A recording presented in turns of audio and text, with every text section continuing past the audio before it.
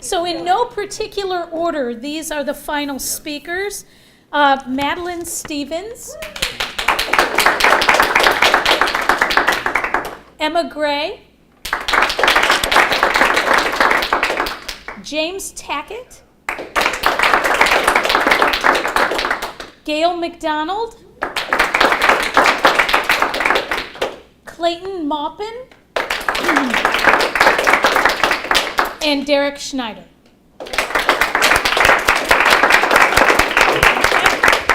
High school is either something you really love or you really hate. I was on one end of the spectrum. I really hated it. This was because I didn't really find my own place. I was a young, very insecure 15-year-old. It was very disheartening going into high school and not fitting the mold of what I should be until I entered the art department of my school, and that's where I really began to thrive. Because of our high school art programs, I was able to make friends and I had opportunities to make art. It was really incredible, and because of this impact, I have been working towards becoming an art teacher myself, and I understand the need for art education in schools and in the community. Sadly though, arts are disappearing. Kids are being deprived of this crucial aspect of their development, but there are people who are trying to fix this. The charity Arts at Large is working to connect kids and teachers to the community and giving them opportunities to learn about art and express themselves creatively. That's why I donated to this charity, and I believe that each person here should as well. Today I'm going to be talking about why arts is needed in K-12 education, how to fix the lack of arts by supporting Arts at Large, and how your donations can make a difference for them. So as I said, art programs in the US are struggling. They're usually the first to get cut because they're not core classes. According to a 2012 article from the Washington Post, roughly 95% of children go to schools that cut art funding. This means that the enriching and the community building opportunities are not being offered to next generations like they did at my high school for me. This is detrimental to students, especially to those who need creative stimulant. A May 2012 article from the PBS.org claims students taking art classes develop better motor skills. They improve their visual and spatial skills. They develop problem-solving skills, all while exploring inventiveness and creativity in a really healthy and positive way. These skills are not just helpful in the art classroom, but they're also helpful in their daily lives. So cutting art programs is definitely a huge problem. There are some who are trying to fix it. We can begin solving this problem by supporting the charity Arts at Large. It makes a difference specifically in the Milwaukee, Wisconsin communities, and I know what you're thinking. Why do I care about Milwaukee? We're not even there right now. Well, let me tell you why. I just moved here from Madison, Wisconsin, where I spent all of my 20 years. I care very deeply about their education. And Milwaukee is in the top 50 largest public school districts in the US out of nearly 14,000 districts. So Milwaukee is much larger than Champaign and the surrounding areas, and they need a lot more support and a lot more help to reach all of their students. And as of last week, Tuesday, Fox News reports that even more education budget cuts are being proposed in the Milwaukee area. So this means that it could impact them so heavily that schools might not be able to supply their students with pencils or paper, really basic things that students need. These issues are not exclusive just to Milwaukee, though. An article from the Center on Budget and Policy Priority in 2017 claims that budget cuts from the last decade still impact us today and are undermining reform that we really need in our education system. But to reverse the decline of funding, Arts at Large is trying to help, and according to their website, their mission is to build up the community and to support an arts-rich learning for students. They want to give K-12 students access to art education and support art teachers as well. They're also currently involved in over 100 schools in Milwaukee. One of their programs that 27 schools are involved in is called the Fill the Gap program, which helps train and license permanent and very well-equipped art teachers to work in the schools and support their students. They also offer a lot of other services, like putting on student art shows. They distribute classroom supplies. They help renovate historic buildings, and overall they distribute funds throughout the art community as well. So they do a lot of really amazing things for the community, and I keep thinking, if this is so beneficial to Milwaukee, we need more programs like this across the US, and why don't we have that yet? And it would really benefit Champaign in our area. So now that you know a little bit about Milwaukee schools and arts at large, what can you individually do to help? Giving money, any monetary amount to arts at large is really easy and makes a huge difference. It's really easy to donate on their website, artsatlargeinc.org. It's really hard to miss the big donate button right on their homepage. You can see it very clearly. Even small amounts build up. I donated $5, and I'm determined to keep donating even just little amounts when I can to help support this important charity.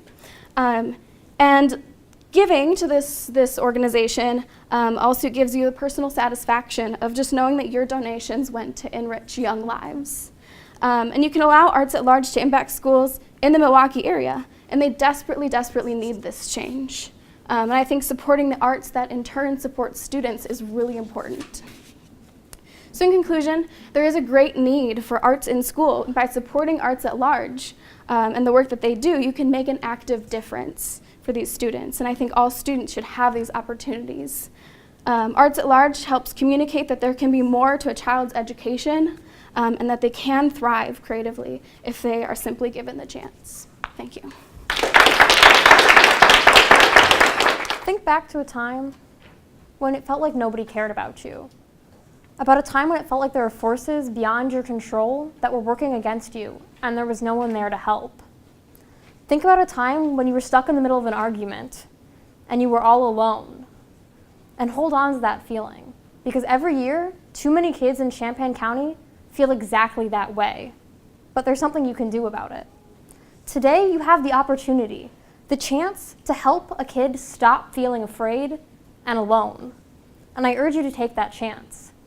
Today I'm going to be telling you about Champaign County Court-Appointed Special Advocates, our local chapter of CASA, and all the wonderful work they do. I'll be telling you about the problems that kids face when they're in court systems, about what special advocates do to help, and finally what you can do to help through donating to CASA. Our court systems are overworked with high caseloads all around. Family cases involving children are often very complicated, as there are multiple sides to each story, conflicting interests, and buried information. Judges and lawyers involved simply don't have the time to investigate deeply enough to figure out what environment is really better for the child. They can't visit homes and talk to everyone. Kids are afraid to just tell them what they want and what would be best. They're afraid their parents will be mad if they say something, afraid they might not love them anymore. Or kids are just simply too young to understand what's happening to them. 36% of the children that CASA helped in Champaign County this year were under the age of 6, meaning that they were too young to understand the situation they'd been thrown into. But the court has to determine the fate of these children every day as it decides where they'll live and who they'll live with.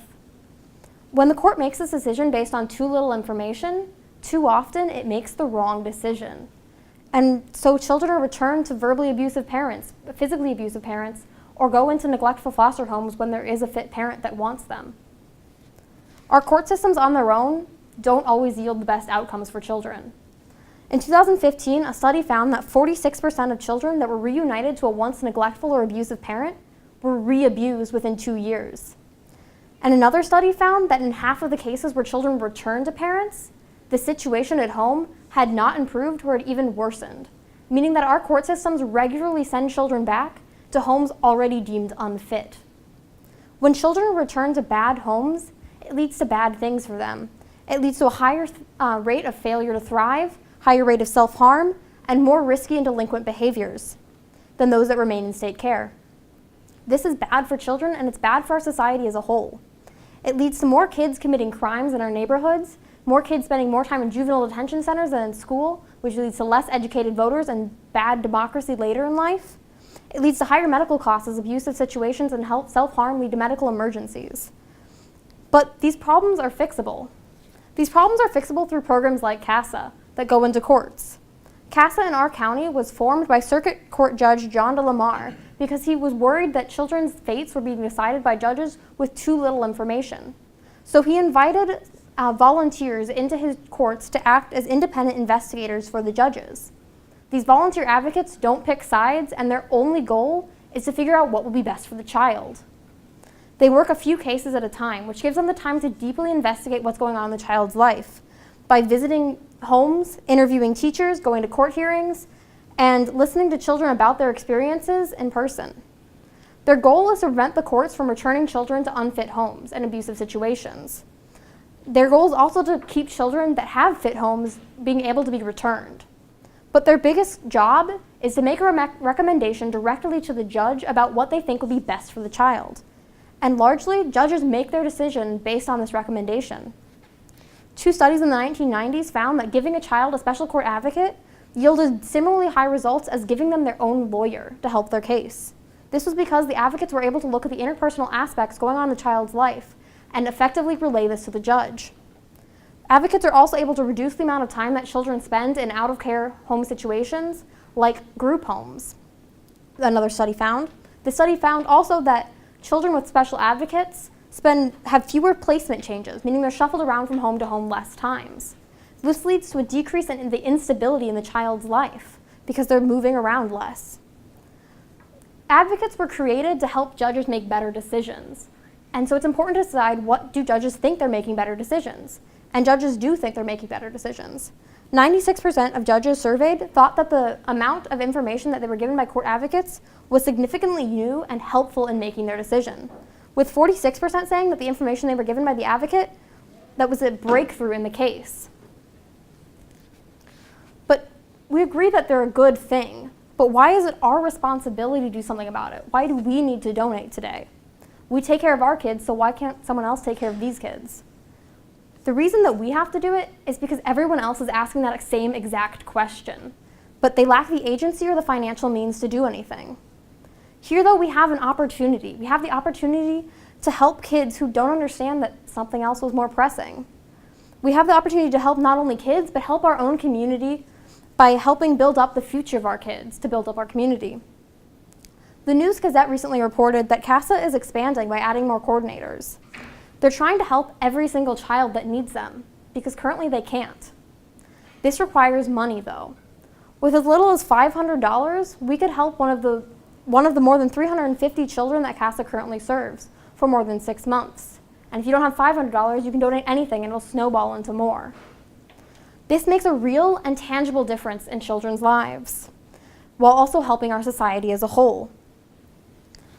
When kids feel more stable and where they are, they act out less, leading to less crime in our neighborhoods and less delinquent behavior.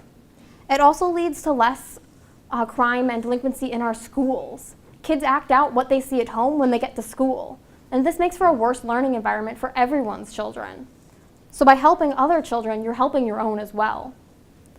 It also leads to less emergency room visits for children, which leads to less of a bill footed by the taxpayer when these kids are in state care.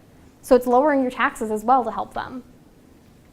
So in conclusion, when we look at what CASA does and all the wonderful work it does, we see that it is our responsibility to help today. CASA provides a better future for children by providing better information to judges when making decisions, and that leads to more stable home placements for children over the long run, which leads to healthier and happier children and a better world for everyone. So please, help CASA by going to casaforkids.org and say yes to kids by donating anything you can.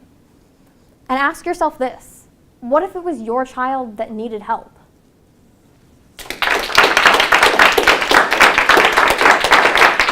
Sharifa and Haroon Don were are Burmese immigrants, and they're studying biology in the 90s and studying zoology. They found out after graduating they weren't going to be able to work in their respective fields due to anti-Muslim laws in place in the country.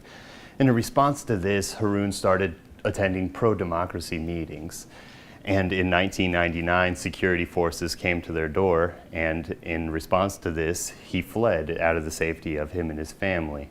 It wasn't until a few years later that they re-linked up in Thailand, and they ended up staying in a refugee camp for a little while, and whenever they were asked where they wanted to immigrate to, Sharifa said it was in her heart to stay close to her family, stay close to her country, but Haroon said that we lost everything. I want to go to America. We lost everything fighting for democracy and freedom, and now I want to live in freedom and democracy.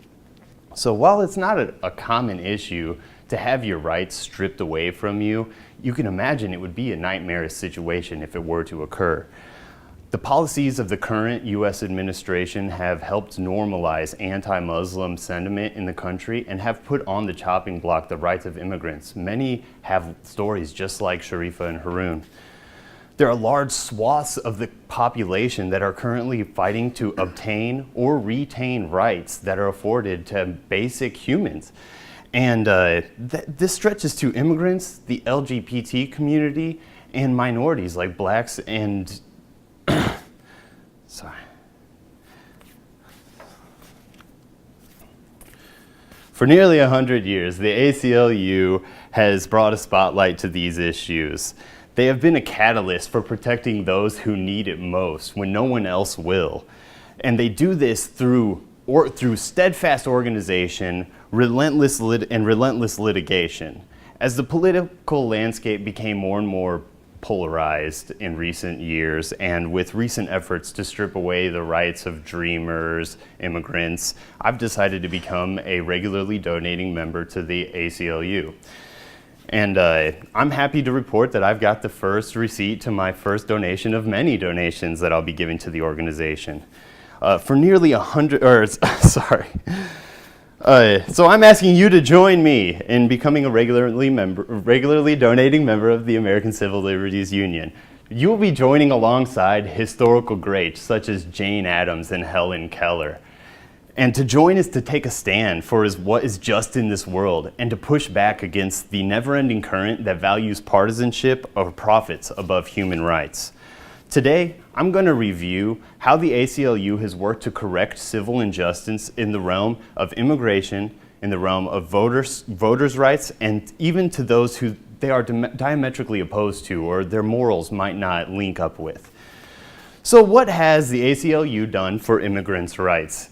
Well, to put it plainly, they've done quite a bit in recent years. A September article of Washington Post states that due to pressure from the ACLU, a new version of President Trump's Muslim ban was found to be a rehash of the same discriminatorial practice that was ruled unconstitutional and justly blocked.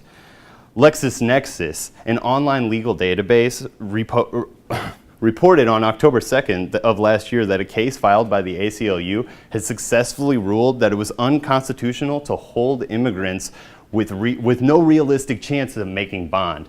Basically, what they did was make it so they had to consider the financial situation of them before setting that bond limit. And if no financial situation could be adhered to, they have to come up with alternate conditions of release. So the rights of immigrants, they're a huge deal, but a topic that's going to get any patriot in a call to action is the topic of our democratic process. The ACLU has been a champion of voters' rights since its inception. It's one of the core values of America to have a fair and open democratic process, and the ACLU takes action to keep this going.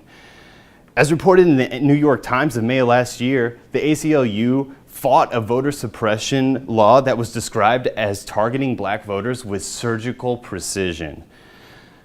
The vote went to the Supreme Court and they won. Furthermore, according to their own website, the ACLU says that they've had a unique gerrymandering case every year since 2015 until this year. And that's in response to the recent years gerrymandering has been used to steal political power from specific groups like blacks and Latinos. It is easy to take a stand whenever the outcome is to your liking or whenever you're in line with the defending party. But the ACLU has a storied history of defending the rights of people they're diametrically opposed to. As a June article of the Washington Post indicates, the ACLU has defended many people who would fit this description. They defended popular conservative radio host Rush Limbaugh whenever federal investigators came looking for his medical records.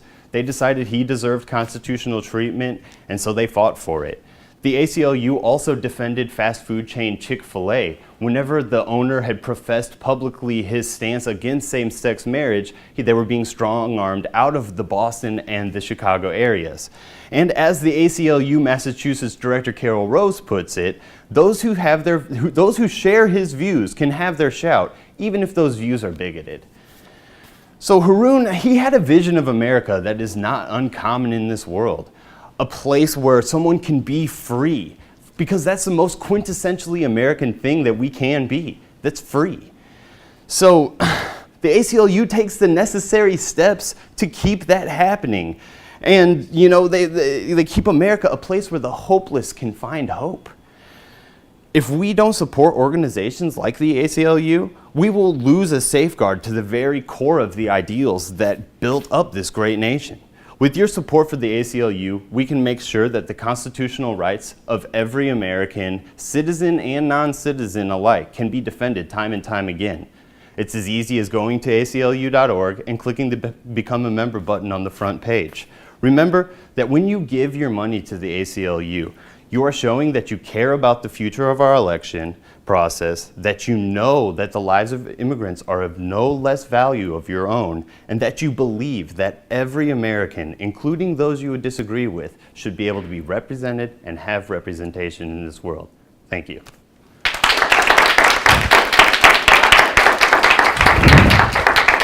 My name is Gail McDonald, and I'm giving you an opportunity today to donate your $500 and actually have it be worth $3,500 to $5,000. And the way that you can do that is by donating to the Wesley Food Pantry. Now, I know when you think about food pantry, you think about people that are hungry, of course, and that is definitely something that the food pantry provides, food. But I want to step back a little bit and tell you a little bit about why the Wesley Food Pantry is so important in our community. You may not be aware of this, but 1 in 4 students here at Parkland experience something called food insecurity.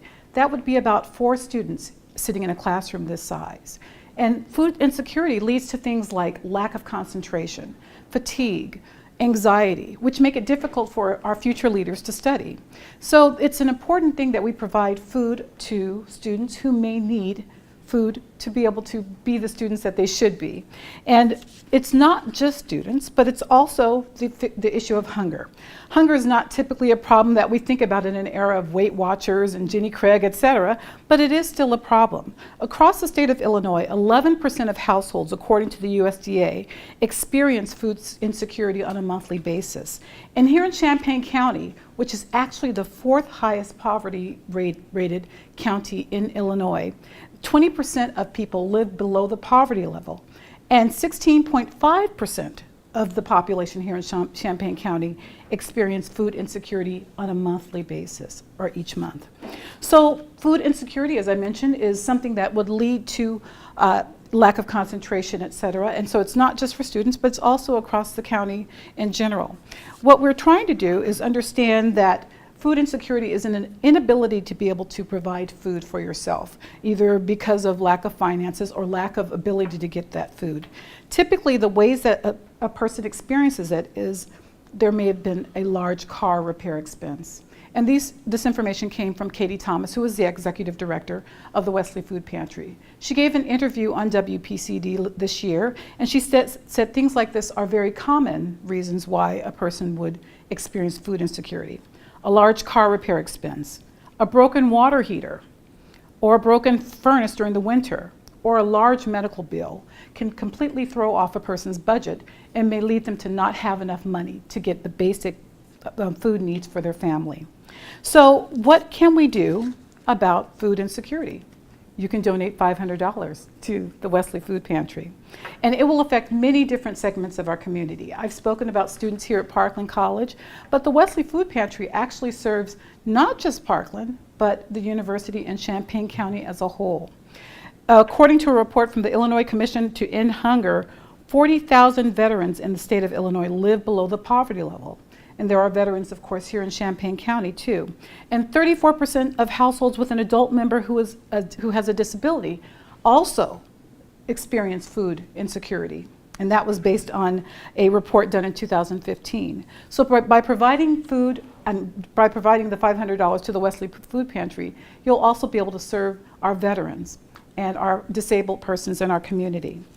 And once again, it affects our students here at Parkland College in particular, because here at Parkland College, the Wesley Food Pantry has set a completely separate food pantry for Parkland College students and community. So they've reached out to us, and it would be an advantage for us to reach back to them and provide the $500, or really the $3,500 to $5,000 worth of food that they would be able to help our community. We think of college life, we think of a student learning new things, meeting new people, expanding their horizons, achieving a degree to lead to a better future. But the reality of college life is that there are rising costs of education, rising costs of living, rising costs of health care, and many students are non-traditional students. There are either students who are going to school part-time, students who are working full-time, students here at Parkland College who do not have a high school degree, students who are single parents, and also students that are financially independent, meaning they do not receive any additional support to be able to go to school. So by providing money to the Wesley Food Pantry, you're able to meet their short-term needs, maybe, in providing for them to be able to have a positive college experience and to continue their studies here at Parkland College. As we move into summer, there's something about children. Children actually are going to be leaving school, and so some of our students who are parents will experience a rise in childcare costs also. So the $500 donation would be timely to be able to provide more support at a time that's more critical for providing food in the Champaign community. And we know that good nutrition is vital for the developing minds of children. An early childhood longitudinal study conducted by the family, the Educational Testing Service, stated that students from less food secure homes scored lower at the beginning of the kindergarten year than other children, and they learned less over the entire year. So by providing to the Wesley Food Pantry, you'd not only be providing food, but something else that the Wesley Food Pantry provides. They actually provide books.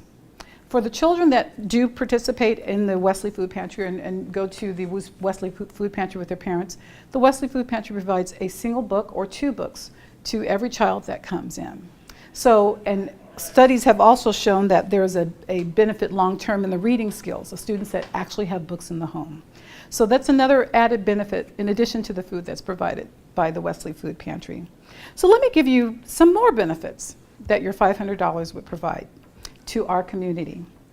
First of all, the pantry is open. It's the first pantry that was able to open after hours. Typically, we think of a pantry as opening between 8 and 5, but this one was open after hours because they're meeting the needs of working parents, parents that actually do have jobs that still need help fighting food insecurity. And the money directly serves our community. As I said, there was a Parkland Food Pantry. There's also the Wesley Food Pantry, which serves students at the University of Illinois. And both of them serve everyone in the community and not restricted to students only. It serves our elderly and anyone needing help with food. And they are officially a USDA commodity pantry since 2014 here at Parkland. So they were able to serve elderly people also. It is an efficient organization. They have a very small paid staff combined with numerous volunteers, including students and other members of the community, which provide those students and other people an opportunity to enhance their leadership skills and social justice training. And also they serve an average of 1,500 people per month, a large segment of our community. They also have a choice model pantry, and what that means is that the people who come in to use the pantry are able to choose the food that they need, and that preserves the dignity of those who are coming for the need of food. In addition, they provide social service and health information to the families, and as I mentioned, the books are very critical to provide to the children. They distribute over 200 children's books per month, and according to the Educational Testing Service, more types of reading materials that are in the home lead to higher students with reading proficiency. So that's another benefit of the $500 donation.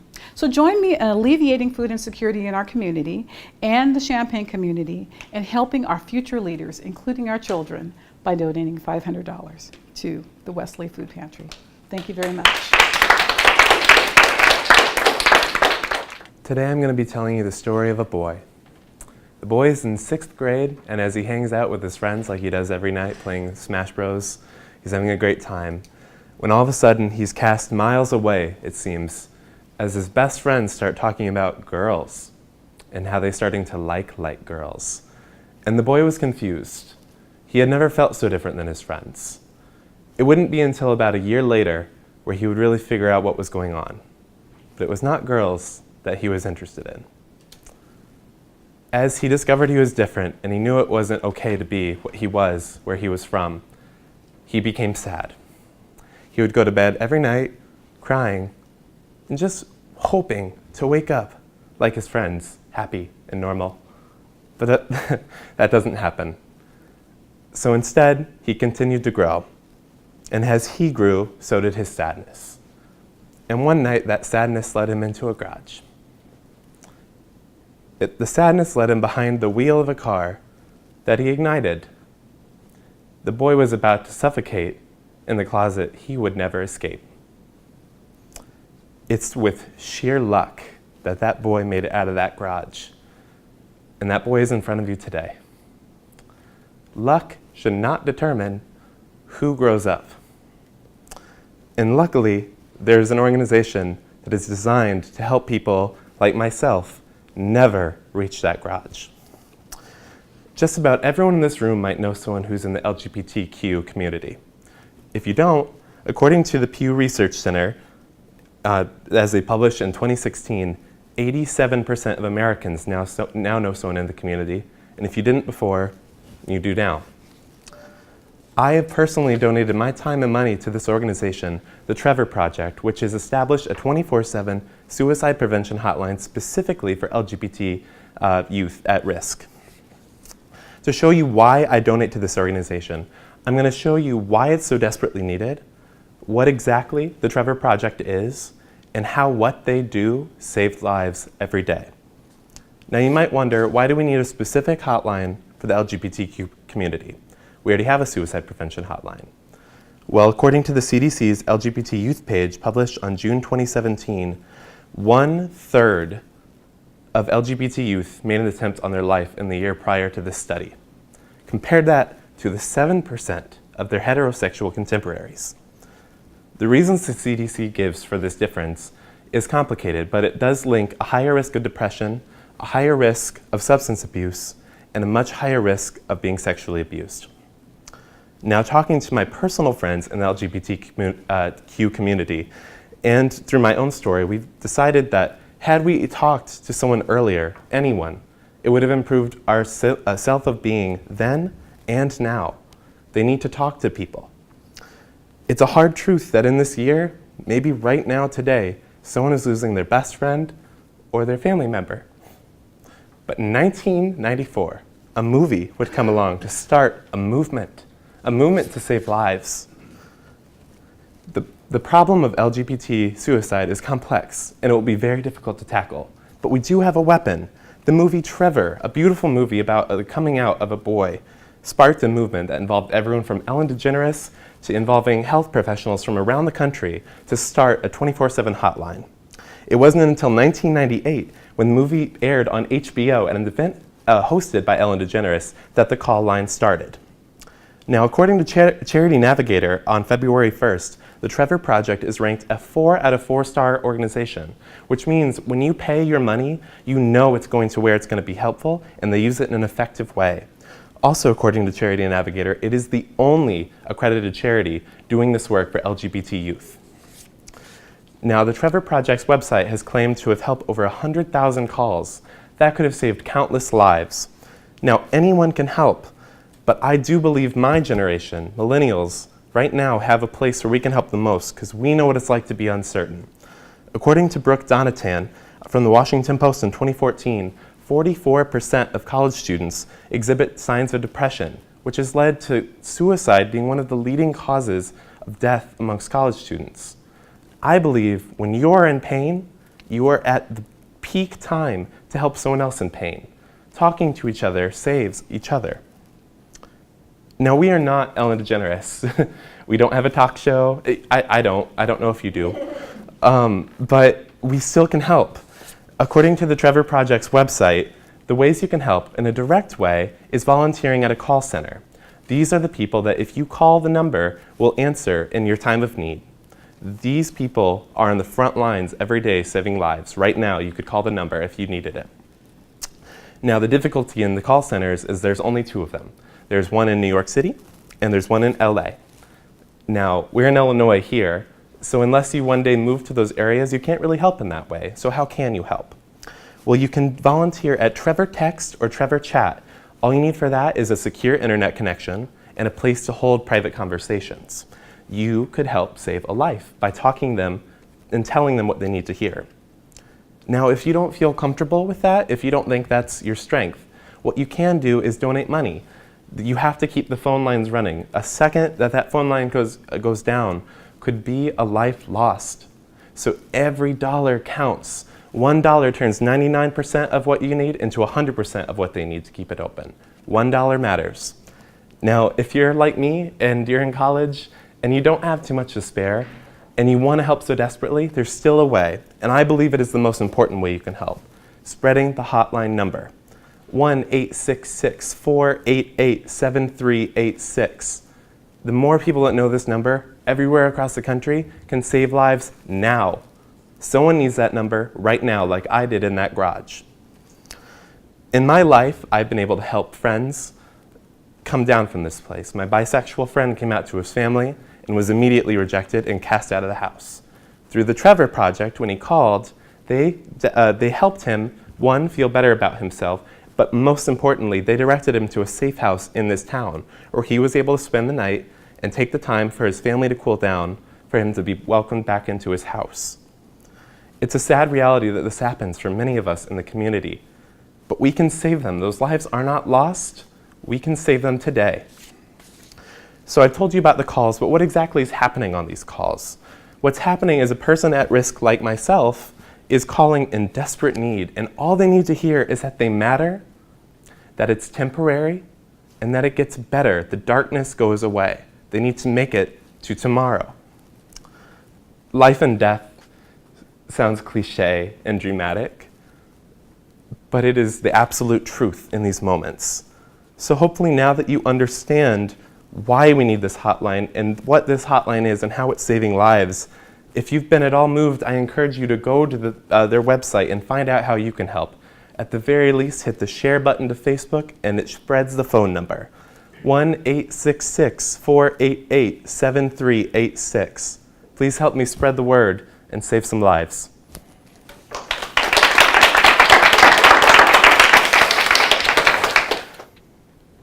Before my high school freshman year, I was able to take a trip to Ecuador in South America.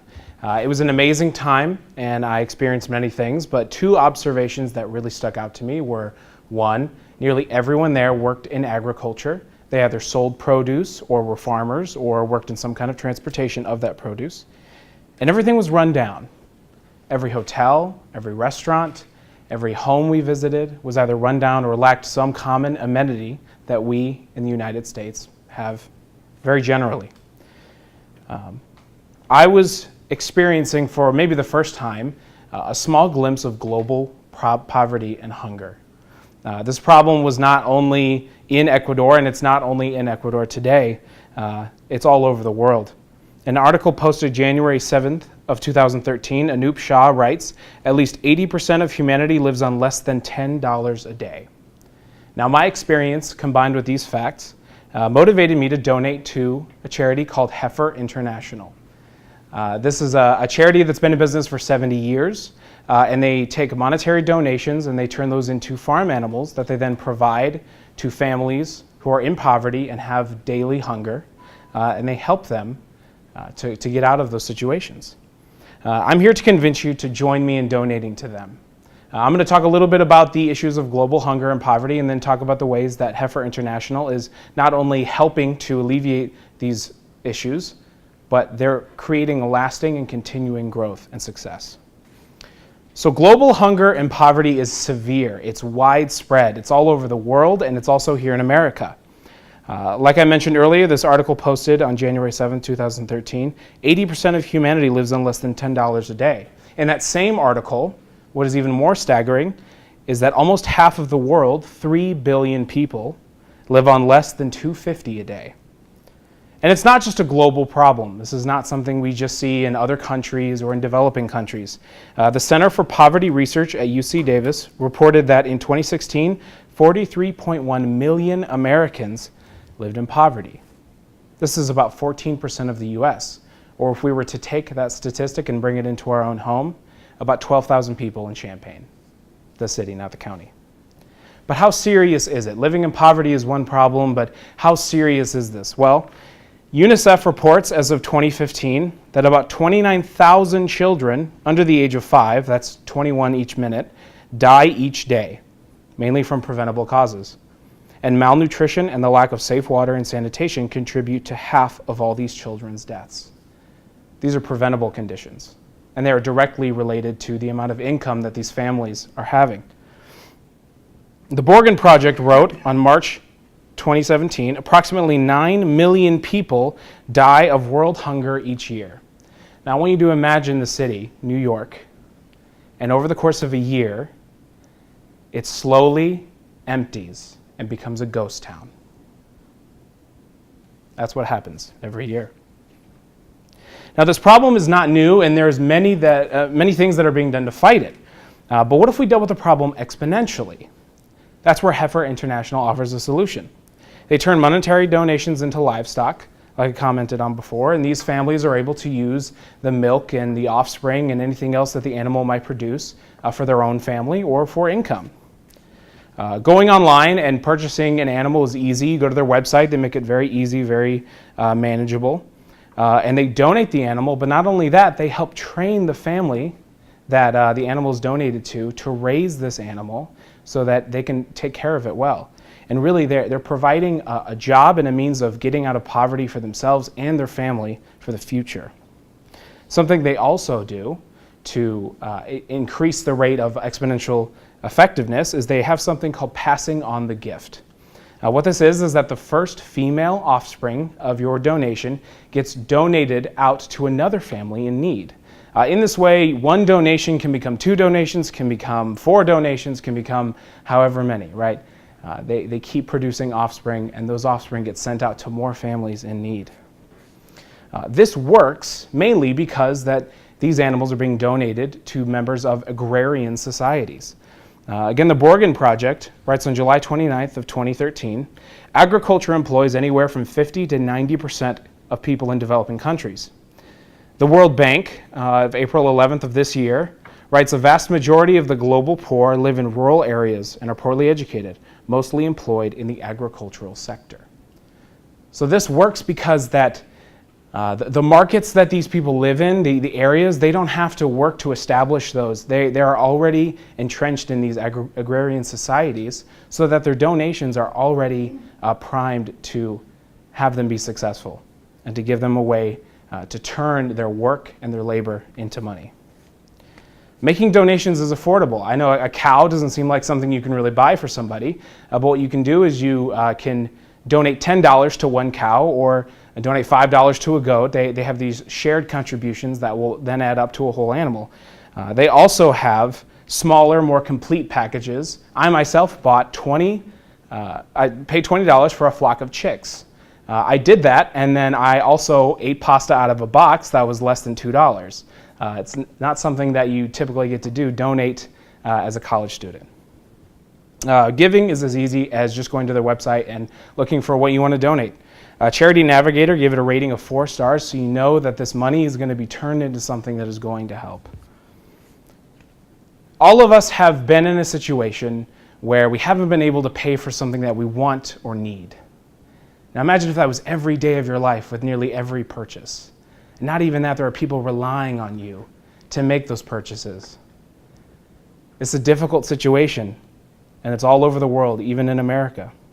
I hope that you see the problem, and I hope that you can see how HI is not only helping to solve that problem, but create a lasting impact. What I saw in Ecuador was only a small part of an issue that affects millions and billions of people around the world. But I think it's time to do something about it. It's time to provide and teach. It's time to join Heifer International. Thank you.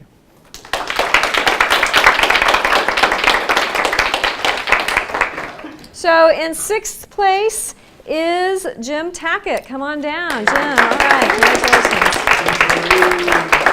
Get your little medal there. Thank you.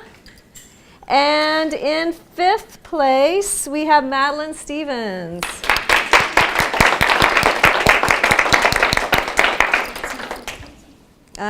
Make sure, there you go, 5th place. Thank you. In 4th place, we have Emma Gray. Make sure I get my 4th place up. Congratulations. 3rd place, there it is, kind of got moved over there. Derek Schneider. Yep, 3rd place, thank you, congratulations. In 2nd place, Gail McDonald. All right.